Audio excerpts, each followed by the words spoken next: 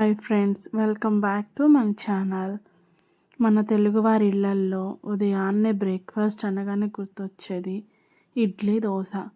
So మృదువైన తెల్లని soft ఇడ్లీని ఎలా చేసుకోవాలో ఈరోజు మనం వీడియోలో చూసుకుందాం.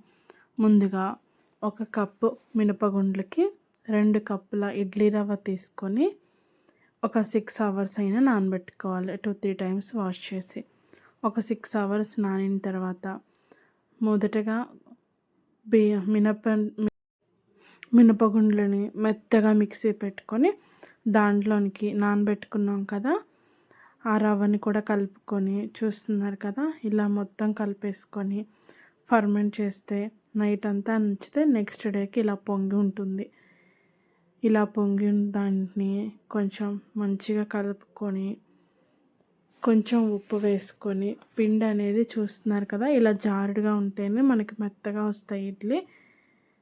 అలా జారుడుగా ఉంచుకోండి, మరీ గట్టిగా ఉంచుకోవద్దు. సో అలా ఉందాక వాటిని మనం ఇడ్లీ వాటిలో రేకుల్లో వేసుకొని స్టీమ్ చేసుకుంటే మనకి సాఫ్ట్ ఇడ్లీ, దూది లాంటి ఇడ్లీ అనేది వస్తుంది. ఒక్కసారి మీరు కూడా నేను చెప్పిన కొలతలతో ట్రై చేయండి. సాఫ్ట్ ఇడ్లీ అనేది